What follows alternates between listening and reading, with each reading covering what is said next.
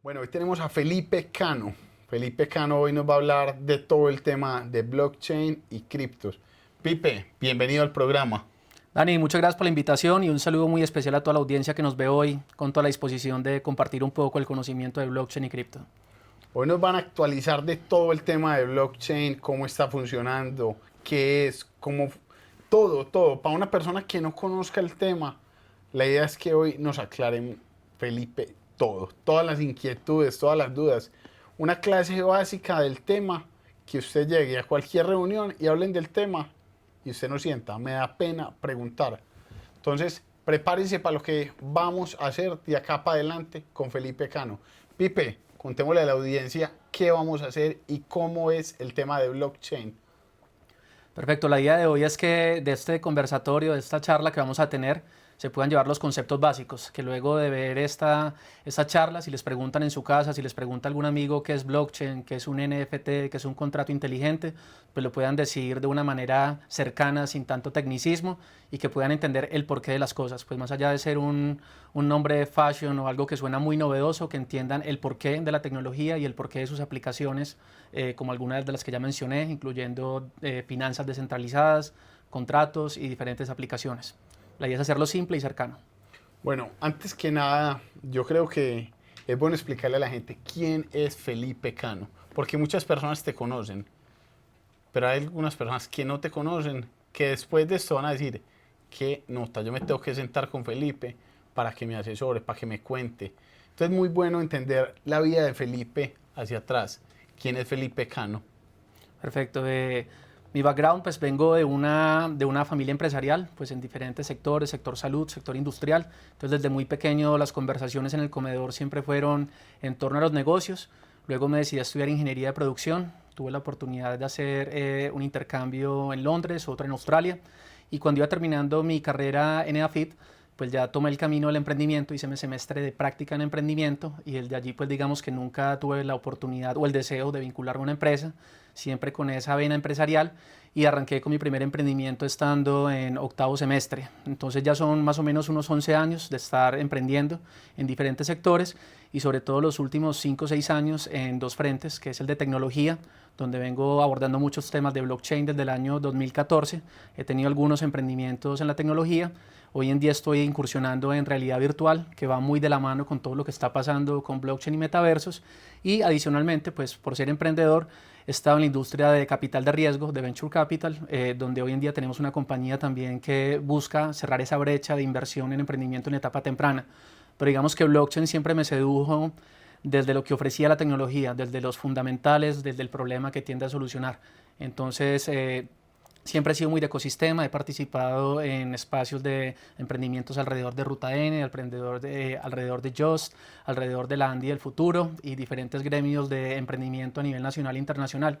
Muy apasionado por todo el tema de emprendimiento e innovación. Pipe, ¿a partir de qué momento vos decís es por acá? Es por este sector de tecnología. ¿Cuándo decís metámosle tecnología a, a este negocio de emprendimiento? Porque muchas personas tienen esa incertidumbre y dicen, si vale la pena, eso sí va a pasar, eso sí es hoy, eso. Y yo siempre le digo, eso es ya. O sea, ¿cuándo es el momento indicado para montar en el barco? Ayer. Correcto, sí. Digamos que yo hago una diferencia ahí con tecnología y con tecnologías disruptivas, que es lo que estamos viviendo ahorita en lo que llamamos la cuarta revolución industrial. Y la cuarta revolución industrial es simplemente la convergencia de muchas tecnologías que no son innovadoras, sino disruptivas. Y la diferencia entre innovación y disrupción es que la innovación mejora algún proceso o producto, lo hace más eficiente o mejor usabilidad, y la disrupción lo que hace es dejar obsoletos productos y modelos de negocios que venían funcionando tradicionalmente. Ejemplo, cuando salió la electricidad no fue una innovación a la vela o al querosene, eso fue una disrupción. Desapareció la industria de las velas, el querosene, y nació una nueva industria, la de la electricidad. Ejemplo, cuando nace la industria del automóvil, desaparece la industria de los caballos, de las herraduras, de los establos, pero nace una nueva industria de movilidad con los talleres, con las llantas, con todo lo que involucra los vehículos. Entonces, hoy en día lo que estamos viviendo con estas tecnologías no es una mejora a las tecnologías que ya conocíamos, sino una disrupción. Y hoy en día contamos más o menos con 18 tecnologías de este tipo. Una de ellas es blockchain, que es donde yo más fuerte me muevo. con realidad virtual, está el tema de edición genética con CRISPR-9, está el tema de impresión pero 3D. Pipe me las está explicando súper rápido, pues mi abuelita está ahí apuntando a una velocidad que no ha podido No, entender. No, hágale despacio, pues. Ahí no, la tía mía, pero lo que quiero decir con eso, 79 años, imagínese con todos esos datos que le dijo, está que se funde. No, despacio. Y explíquemelas una a una. Si son 18, las explicamos. Listo. Tenemos para que la gente entienda.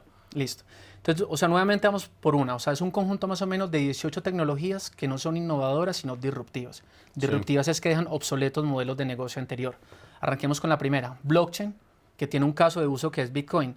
Bitcoin es una aplicación financiera sobre blockchain que hace una disrupción al sistema financiero. Sí. No lo hace más eficiente, lo que hace es dejarlo obsoleto. ¿Por qué? Ejemplo, en el caso de Bitcoin. Si yo hoy quisiera enviar 300 millones de dólares para Australia por el sector fiduciario tradicional, primero, si voy al banco me van a decir, Pipe, ¿por qué tenés 300 millones de dólares? Sería una primera pregunta. Lo segundo, me van a decir, Pipe, te va a llegar entre 7 a 10 días mientras pasa toda la transacción por el sistema fiduciario Sí, total. y te vamos a cobrar entre un 4, un 7 o un 10% como Western Union. Hacer una innovación es que me digan que me lo bajan a 6 días, que me lo bajan a 5, que me cobran el 3%. Lo que hace Bitcoin en la industria financiera es decir, primero, te pongo la transacción no en un día, ni en 5, ni en 7, sino que te la pongo en 10 minutos. Por más que el banco innove, por más que haga mejoras en su sistema, nunca va a poder igualar ese tiempo, ¿correcto? Sí, total. Lo otro es, Bitcoin me dice, por ponerte la transacción al otro lado del mundo en 10 minutos, te va a cobrar solamente de 10 a 20 dólares versus un 5 o un 7% de la transacción.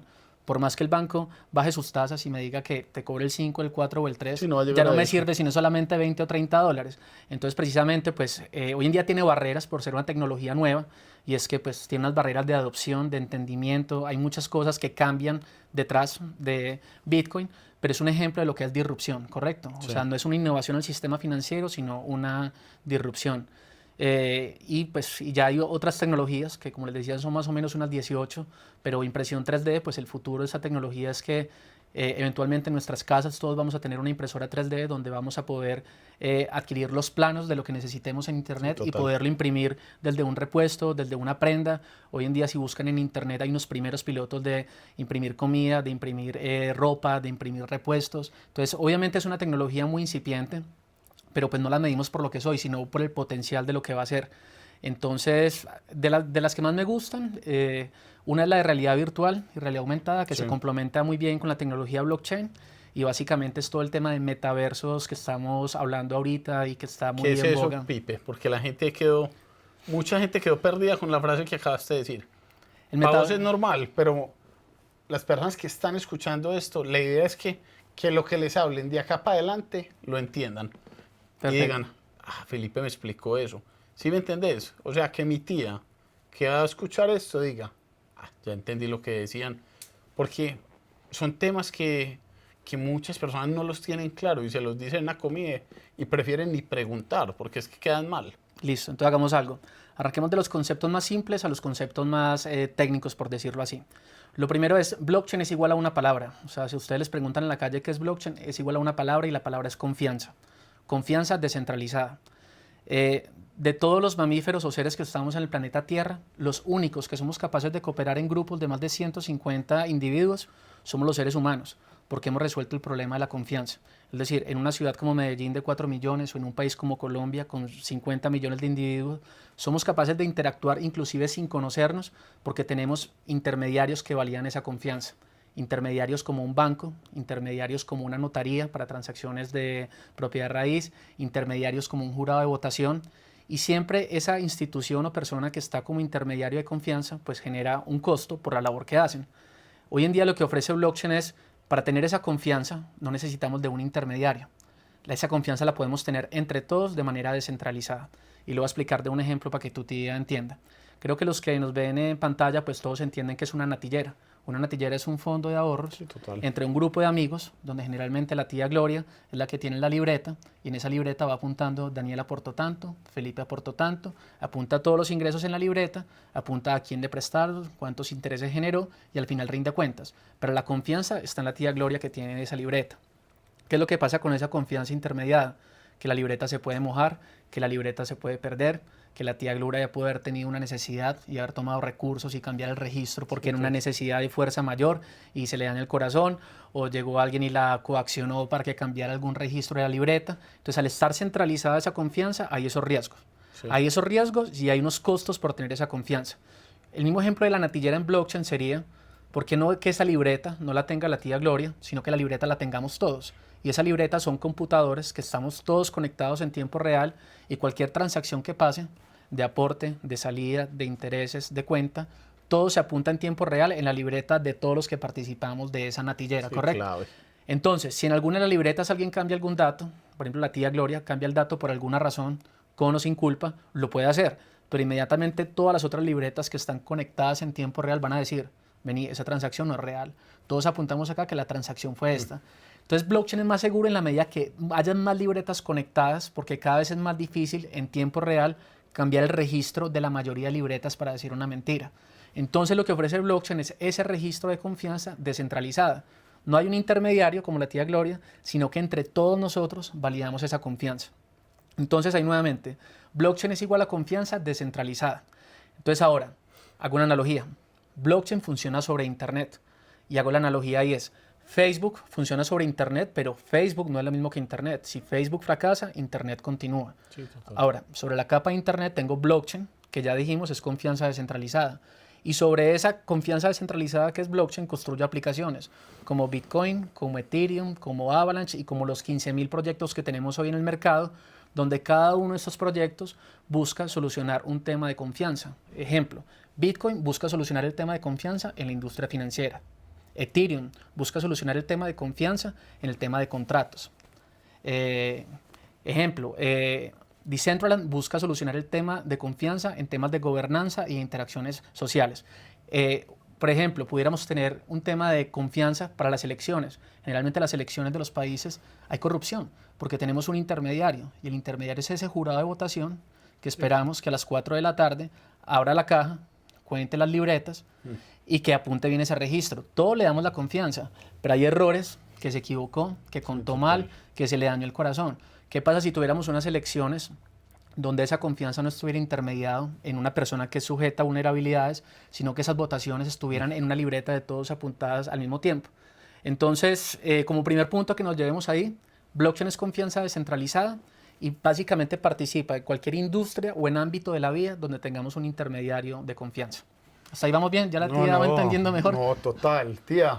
Está clara la cosa y terminó de apuntar. Prepárese que ya viene la parte buena. Muy bien, entonces si quieren ahí vamos avanzando con otro concepto, que son los contratos inteligentes, que digamos que fue lo segundo fuerte que viene en blockchain. En inglés, pues, la palabra que se usa es smart contract, o en español son contratos inteligentes. ¿Y qué es eso? El ejemplo, si Dani y yo estamos haciendo un negocio con su empresa Cómpralo en China, yo quiero traer unas vacunas de China y Dani me va a hacer la importación con su empresa. Dani y yo empezamos a definir unas condiciones y Pedro, que saca al lado de nosotros, es el abogado. Entonces yo le digo, Dani, mi condición es, te pago esas vacunas si me llegan todas por debajo de 40 grados centígrados. Te las pago solamente cuando me lleguen a la bodega en Barranquilla. Entonces el abogado va apuntando esas condiciones al abogado tradicional y hasta ahí tenemos un contrato, ¿correcto? Sí. ¿Qué lo hace inteligente? Que es un smart contract, que al lado de Pedro, que es nuestro abogado, está Juan, que es el desarrollador de código en blockchain y es capaz de escribir esas condiciones de manera automática para que se ejecuten sin la necesidad de un intermediario. Ejemplo de lo que estamos hablando. Entonces lo que dice el smart contract es, el container que viene lo vamos a poner con un sensor de temperatura conectado a internet. El sensor siempre va a estar marcando, que esa es otra de las tecnologías, Internet de las Cosas, IoT, y el sensor siempre va a estar marcando la temperatura en tiempo real. Y esa señal llega al contrato inteligente. Si siempre estuvo por debajo de 40 grados, el contrato, que es un código... Sí, se cumplió. Entonces, el código recibe, sí, siempre estuvo por debajo de 40 grados, primer punto, aprobado. El segundo es cuando llegara a puerto. Si pasó el meridiano número tal, que es el del puerto que acordamos Daniel y yo, tiene un sensor de GPS el contrato. Un sensor de GPS, el container, perdón. Y ese sensor siempre está marcando la señal y cuando pase el meridiano que acordamos Daniel y yo, simplemente la orden del contrato es ejecutar el pago. ¿Y el pago dónde está? No está en una cuenta de banco, sino que está en una billetera digital que que es capaz de recibir esas criptomonedas y simplemente sin necesidad de llamarte, Sí, sin se necesidad de debita. preguntar, el contrato dice, siempre por debajo de 40 grados, pasó el meridiano número tal, acción, ejecutar el pago a esta contraparte. Entonces, ¿qué es lo que nos ahorra eso? Un montón de intermediarios, nos ahorra temas de No, confianza, costos. costos, ¿Que eficiencia cuánto vale el financiera, tiempo? trazabilidad, en dónde pasó qué.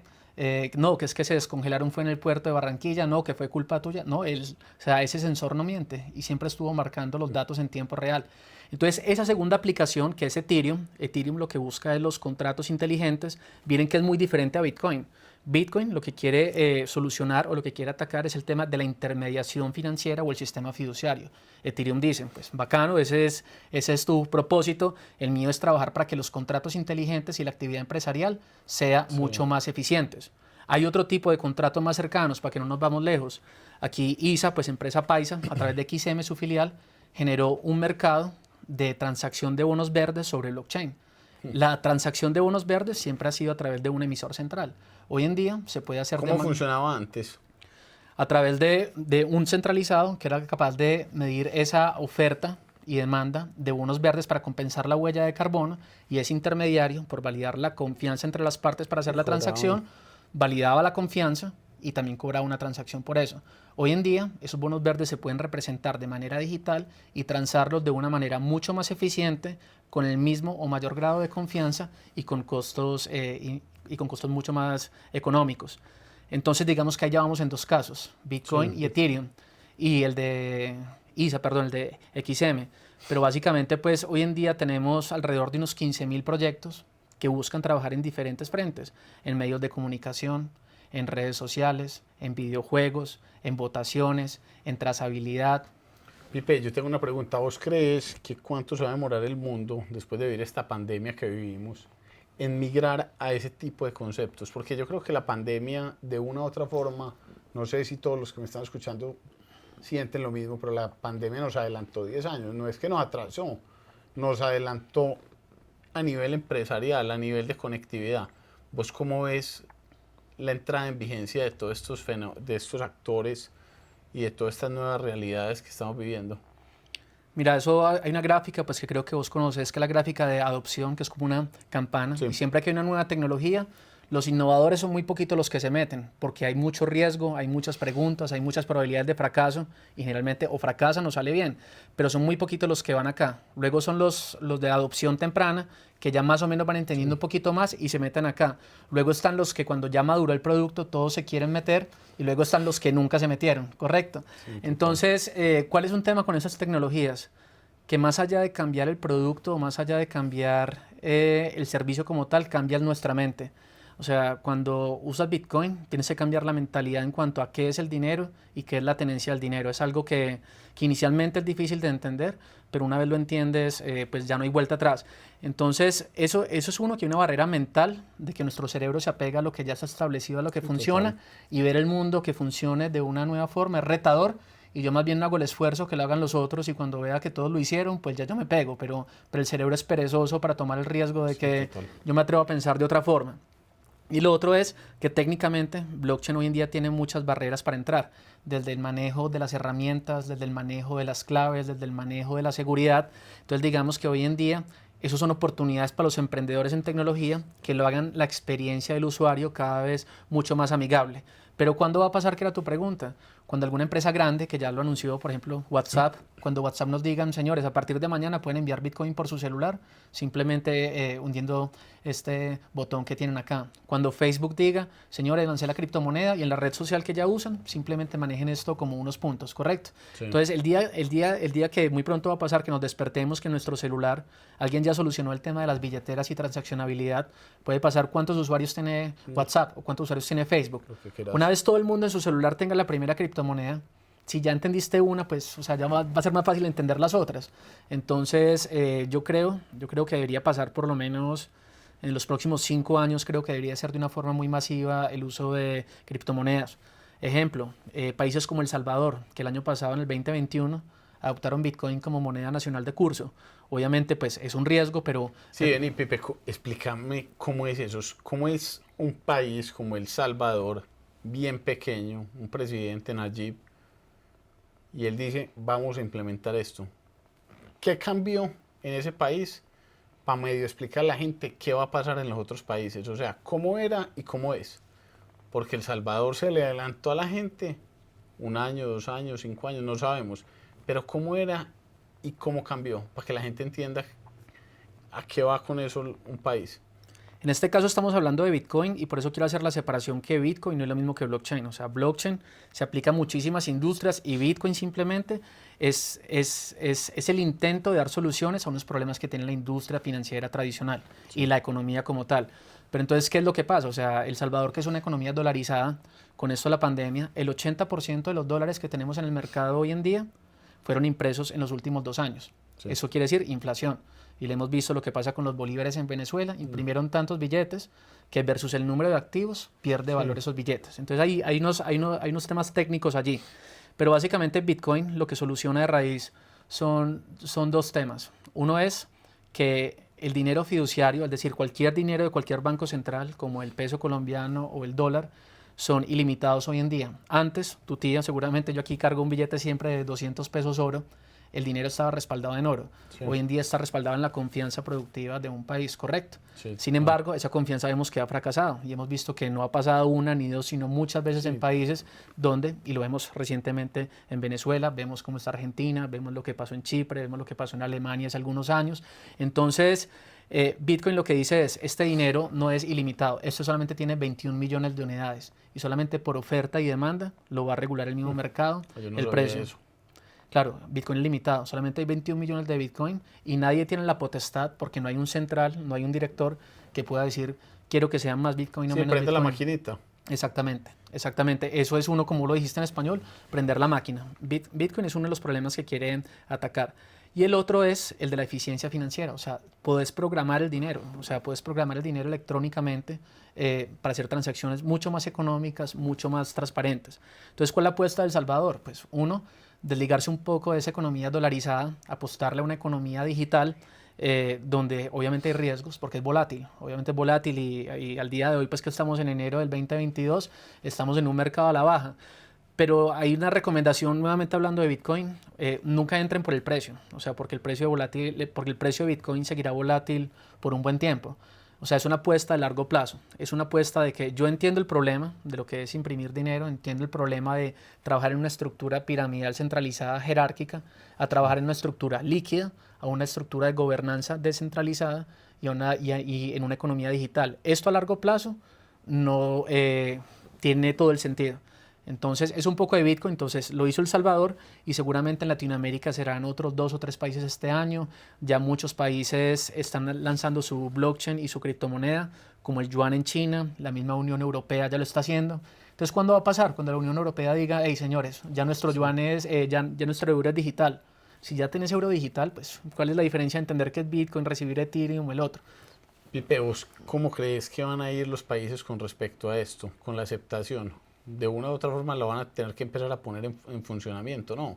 O sea, el modelo que aplicó El Salvador, de una u otra forma los otros países también tienen que seguir ese camino, ¿o no? Correcto, lo que pasa es que es la misma curva. En términos de países, hay unos países innovadores, hay otros que son de adopción temprana, otros que lo harán cuando todo el mundo lo haga. Total. ¿Cuántos países actualmente el Bitcoin es legal? Bitcoin como moneda de curso únicamente en El Salvador, que pasó hace 4 meses, que fue más o menos en septiembre del año pasado. ¿Es el único que tenga Bitcoin como moneda nacional de curso? Hay países que ya están implementando su moneda sobre blockchain, es decir, el yuan sobre blockchain, el euro sobre blockchain. Lo que se vendrá es que el dólar estará sobre blockchain, pero será su moneda nacional de curso apalancada en tecnología, que el papel que tenemos en el bolsillo es una tecnología. Hoy cambiamos de tecnología de papel a tecnología digital. Entonces vendrán las monedas nacionales digitales o vendrá la adopción de monedas descentralizadas, es decir, que no tienen un gobierno central, que no tienen un presidente, que no tienen una secretaria, que no tienen un edificio, que no tienen un montón de costos que la banca tradicional sí tiene. Pipe, ¿hoy invertirías en Bitcoin o no? Yo lo hago y lo hago es desde como les decía ahorita, desde entender el problema y entender la solución. Yo ni me estreso mucho cuando baja, ni me emociono mucho cuando sube, porque mi apuesta es de largo plazo. O sea, yo generalmente no compro para vender, sino que compro para guardar. Entonces, mi motivación no es desde el precio. Obviamente, pues hay una motivación a largo plazo de que sí va a tener un valor interesante, pero es de entender el problema real que tenemos con el dinero fiduciario y de entender de que eso tiene una solución que no es fácil, pero que va a pasar. Sin embargo, no es recomendación financiera, siempre con toda la prudencia. Nunca inviertan en algo que no entiendan, nunca inviertan en algo porque les dijeron. Una buena forma de aprender es aprender haciendo, pero aprender haciendo es, pueden comprar 50.000 pesos en Bitcoin, solamente para que hagan el ejercicio de que es descargar una billetera. Pero vení, expliquémosle a la gente cómo se compra un Bitcoin, porque muchas personas seguro están diciendo, ¿y cómo compro un Bitcoin? ¿Eso cómo se compra? ¿Quién llama a uno? ¿Eso le llegan con el Bitcoin a la oficina? ¿Cómo funciona? Vos me lo has explicado y yo sé, pero muy bueno que la gente diga, hey, Felipe, ¿cómo hago? O sea, ¿cuánto vale un Bitcoin más o menos? Perfecto. ¿Cuánto se puede comprar? Porque es que, o sea, aclarémosle a la gente cómo es ese tema. Uno para dónde se va a comprar un Bitcoin. Listo, entonces hagámoslo con un ejemplo para que la tía entienda nuevamente. Si vos, Dani, vas para Europa la otra semana, Sí. ¿qué moneda necesitas? Euros. ¿Y dónde vas a conseguir euros? ¿A una casa de cambio o a un banco? A una casa de cambio que queda ¿dónde? Queda en un centro comercial. Ah, ¿Puede sí, ser? total. Y simplemente vas allá con tus pesos colombianos, dices requiero tantos euros, te van a decir tantos pesos colombianos, te piden tus datos, te piden tu huella, Sí, firmas, quedó la trazabilidad. entrega los pesos y ellos te dan los euros, correcto. Total. Hoy en día esas mismas casas de cambio, por su nombre en inglés que son exchanges, en español casas de cambio, funcionan de manera digital. Entonces son una página web que en inglés se llama exchange, en español casa de cambio, y simplemente tú le dices a la casa de cambio de criptomonedas, señores, yo quiero comprar X cantidad de Bitcoin, y ellos están a decir, te la vendemos acá por tantos pesos colombianos. Una vez dices la cantidad, desde tu cuenta de banco, haces la transacción a esa casa de cambio, te piden tus datos, te piden tu identidad, y te entregan a tu billetera digital los Bitcoin. Entonces, digamos que para las personas que están empezando, esa es la forma que más recomiendo. Hay muchas otras formas, pero pues para no entrarnos más en conceptos técnicos, ese es, y sobre todo acá en Latinoamérica hay una muy interesante, ya con mucha trayectoria, que se llama Buda.com. Propaganda no pagada, pero sí creo pues que es una buena Pero plataforma. información dada, ya Sí. quedó lista. Pero sí es una muy buena plataforma, muy serios, son viejos en la industria y me parece una muy buena opción para comprar sus primeras criptomonedas que, como les digo, experimenten cómo les va con 50.000 pesos. ¿Cuál es el ejercicio mental que ustedes van a sentir al decir, hombre, yo de Bancolombia mandé 50.000 pesos y ¿qué me entregaron? 20 caracteres, letras y números, y entonces ¿eso cuánto vale? ¿Y qué pasa si lo pierdo? ¿Y dónde lo guardo? ¿Y cuánto me cuesta la transacción? O sea, lo mínimo que les obliga el ejercicio es hacerse un montón de preguntas que ustedes se van a cuestionar. Lo mínimo que les exige el ejercicio es estar interesado en la próxima noticia que vean en el periódico, Sí, a leer la noticia. Ve, yo tengo mis 50.000 pesos. Uy, hoy valen 51.000. Uy, no, ya valen 30.000. ¿Qué tal que hubiera sido? Sí. Pero es el ejercicio, porque finalmente esto es de irse involucrando y no esperar el momento ideal para entrar. Esto es de irlo tocando, de irlo haciendo, de ir teniendo éxitos, de ir teniendo fracasos, pero nuevamente con prudencia y sobre todo hasta que se sientan seguros del por qué lo están haciendo. Pero la invitación sí es a que lo hagan pronto, porque finalmente todos vamos a vivir esa realidad. Y es mejor llegarle temprano a la oportunidad que ya cuando ya no hay tantas. Pipe, ¿qué otras monedas, para que la gente entienda, hay comerciales? Porque la que más conocemos es el Bitcoin. ¿Qué otras monedas vos recomendás y vos decís, vea, estas monedas son claves? Esta moneda viene en un crecimiento interesante. Ethereum, pues, ¿qué monedas vos le recomendás a una persona que es nueva en este tema y que dice, qué bueno invertir estos $1.000 que tengo, estos $100, estos 500? Si hoy Felipe fuera a arrancar con el conocimiento que tenés, con el río que te nadaste, o sea, te nadaste un río y está súper aporreado, ya sabes cómo, en qué te equivocaste, qué tips les puedes dar a una persona que no tiene el tiempo y no tiene probablemente los contactos y el conocimiento que vos tenés. No, para arrancar de manera experimental, y no lo diría como una recomendación financiera, sino de las 15.000 monedas que hay en el mercado, yo en mi portafolio, ¿cuáles son las 5 que más cuido o en las que más invierte? Yo. Sí. 5, una es Bitcoin, simplemente porque es el que manda en el mercado, porque tiene más o menos, domina el mercado un 50% de toda la plata que hay en el mercado. Bitcoin tiene la mitad de ellas, porque es una moneda que a lo largo del tiempo ha demostrado un crecimiento, ha demostrado una solidez tecnológica Bitcoin es un banco que funciona en 200 países, 24/7, 365 días de la semana, un banco que traiga contabilidad abierta cada 10 minutos, las cuentas les da 00, un banco que lo intentan hackear todos los días y que nunca lo han podido hackear, un banco que reúne más de 800.000 usuarios al día, transa más de 200 millones de dólares al día. Entonces, como tecnológicamente muy sólida y es la que manda en el mercado, Bitcoin es una que sin lugar a duda a mí me gusta, invierto en ella. Ethereum porque toda la infraestructura empresarial sobre la descentralización, todo el tema de contratos inteligentes que hablamos ahora, sí. Las grandes corporaciones están allí y van a estar allí, y es de los más antiguos también, con una solidez tecnológica y un liderazgo de su equipo gestor bien interesante. Sería la segunda, Ethereum. La tercera podría ser la competencia de Ethereum, que Ethereum es un proyecto que tiene ya puede tener unos 8 años, pero que hoy en día hay proyectos con tecnología más nuevas, con código más nuevo, Solana, que básicamente lo que cambia es el costo de la transacción y la velocidad de operar en esa red. Claro, es mucho más económica. Entonces, mientras una transacción en Ethereum al día de hoy te puede costar entre 60 o 100 dólares, por decirle a todos los que tienen esa libreta, apúntenme este dato, en Solana te puede costar centavos de dólar. Entonces... ¿Y cómo trabajan? ¿Cómo trabajan qué? ¿Por volumen o qué? Para poder ser tan competitivos en precio. Simplemente la tecnología cambia, ya son temas más técnicos, pero es la forma en que se ponen de acuerdo todas las libretas, es la forma en que los computadores funcionan, es la forma en que el algoritmo lee más rápido esa información. Entonces, Solana sería una tercera que me gusta. Cuarta, hay una que me gusta que es Avalanche. AVAX es su ticker, Avalanche, y tiene que ver mucho con todo el ecosistema de DeFi, que aprovechemos ahí para hablar del concepto de DeFi. Dale. Son finanzas descentralizadas. En inglés quiere decir Decentralized Finance, DeFi. En español es finanzas descentralizadas. Y es básicamente todos los servicios que ofrece la industria financiera de manera centralizada. Hoy en día los podemos encontrar en una plataforma descentralizada como Avalanche. Entonces, es decir, más allá de la transacción del dinero, tenemos préstamos, tenemos ahorros, tenemos hipotecas, tenemos seguros, tenemos derivados financieros. Todo eso apalancado en una infraestructura que es mucho más transparente, que es mucho más rápida, que es mucho más económica y que es mucho más global, ¿correcto? Sí. Entonces, Avalanche es un proyecto bien interesante que viene cogiendo fuerza y sin lugar a dudas le apostaría de mediano o largo plazo a uno de los metaversos, que en esa puedo recomendar, o me gustan dos, no recomendar, pero me gustan dos, que son Decentraland, ¿Y eso de quién es Maná. No sé quién es el equipo cofundador, pero pues sí es de los proyectos más viejos en metaversos que hay.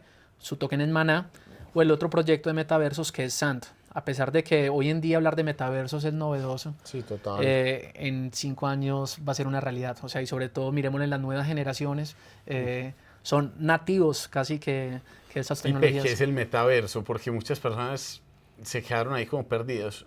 Porque ahora hablamos aquí, uno poder comprar una camisa en el mundo virtual, uno poder comprar un carro en el mundo virtual. ¿Eso para qué? La gente sí va a querer comprar eso. Yo sé que sí. ¿Sí me entiendes? La gente va a querer tener un lote en la luna. Y uno va a decir, pero ¿quién va a querer que...? Entonces vos ahora lo explicabas y decías, Mona Lisas hay muchas, pero usted va a querer la primera copia o va a querer la primera que se sacaron virtual. Y va a tener un código y usted va a saber que es la primera Mona Lisa virtual que se saca. Expliquémosle un poquito a la gente, porque eso a uno como que no le cabe en la cabeza. ¿O a vos sí? Sí, a mí sí ya me va cabiendo cada vez más, y cada vez que lo experimento y Sí, entro a ese claro. mundo, la verdad le voy viendo el potencial. Entiendo que hay unas limitantes hoy tecnológicas en cuanto a las gráficas, pero conceptualmente lo que ofrece un metaverso es increíble. Antes de hablar del metaverso, es que me tocaste dos conceptos, es el de los NFTs, que también fue la palabra de moda en el año 2021. Los NFTs, por su sigla en inglés, significa Non-Fungible Tokens o tokens no fungibles. Si yo te voy a pagar a vos 100.000 pesos, te da igual si te pago con el billete que termina en la serie 35 o el 38. Son fungibles entre ellos. Sí, a vos te da igual que te pague con el de 50.000 número de serie tal o el otro. Total. No fungibles es, por ejemplo, si te va a pagar con una obra de Botero o con una obra de X artista. Es algo único y repetible que no tiene un canjeable par o igual, ¿correcto? Sí. Entonces eso es un activo no fungible. Ahora bien, en el mundo digital eso no era posible.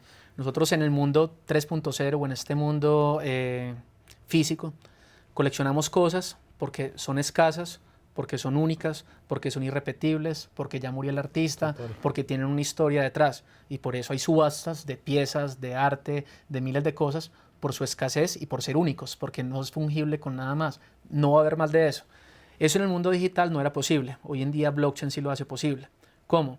Cualquier creación digital, ya sea una canción, que es un conjunto de datos de unos y ceros, sí, es una creación en su primer momento. Un dibujo digital es una combinación de unos y ceros. Un video es una combinación de unos y ceros. Al día de hoy no era fácil decir que esta es la original, porque cualquiera la puede copiar y pegar.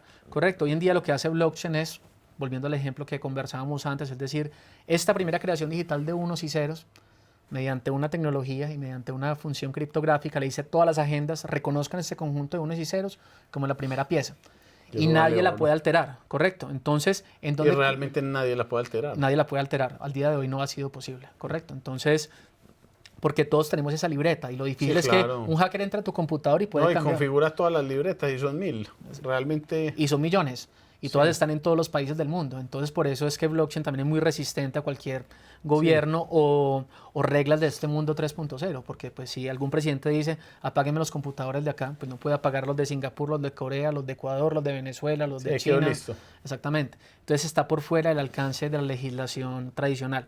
Entonces, volviendo al tema de NFT, ¿dónde cobra relevancia esto? En los metaversos. Y los metaversos, pues inicialmente la primera aproximación de la gente dice es que es un videojuego. No. Y en cierta medida es una forma rápida de entenderla, pero el metaverso es una extensión de la realidad. O sea, donde la mente, simplemente entendamos la mente como un procesador de datos, donde tenemos entradas de señales como el tacto, el gusto, lo que escuchamos, y el cerebro con esas señales que entran genera una realidad. O sea, genera una realidad, correcto.